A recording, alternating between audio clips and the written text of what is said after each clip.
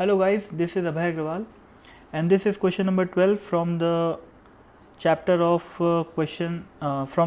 rotational mechanics और ये questions for short answer का question number 12 है।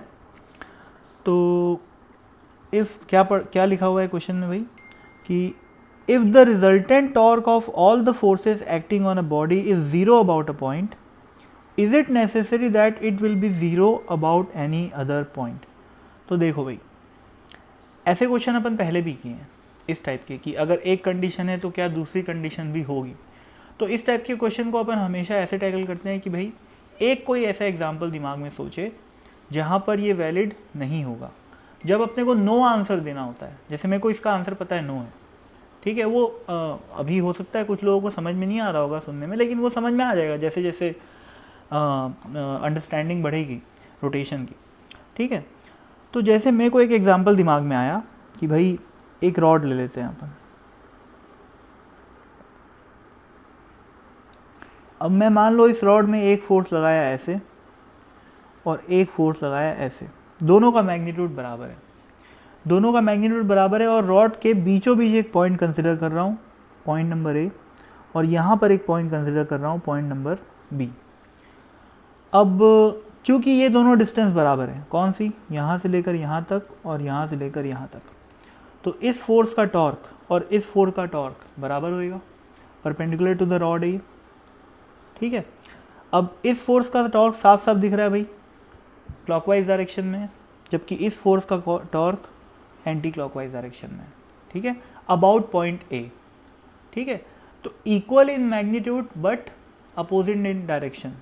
तो इसका मतलब क्या हुआ कि इन दोनों का जो नेट टॉर्क हो जाएगा अबाउट दिस पॉइंट, वो क्या हो गया, ज़ीरो हो गया, ठीक है। लेकिन अब पॉइंट बी के अबाउट देखो, अब क्या लिखा हुआ है, if the resultant torque of all the forces acting on a body is zero about a point. तो मैं एक ऐसे पॉइंट की बात कर लिया जिसके अबाउट ज़ीरो है। अब यहाँ पर ऑल द फोर्सेस की बात किया है, मैं दो फोर्स ले लिया, कितने भी हो सकते हैं, एक एग्जाम्पल देना है बस, ठीक है, जहाँ पर ये स्टेटमेंट होल्ड नहीं करेगी। अब मेरे ख्याल से सबको आगे दिख ही गया होगा कि मैं आगे क्या बताने वाला हूँ। बी पॉइंट के अबाउट भाई टॉर्क दोनों का, इसका और इसका, दोनों का क्लॉकवाइज सेंस में आएगा, ठीक है ना भाई, दोनों फोर्स का टॉर्क क्लॉकवाइज सेंस में आएगा, तो ज़ीरो तो हो ही नहीं सकता, ठीक है। ज़ीरो नहीं हो सकता मतलब नॉन ज़ीरो, इन दोनों का रिजल्टेंट नॉन ज़ीरो होएगा।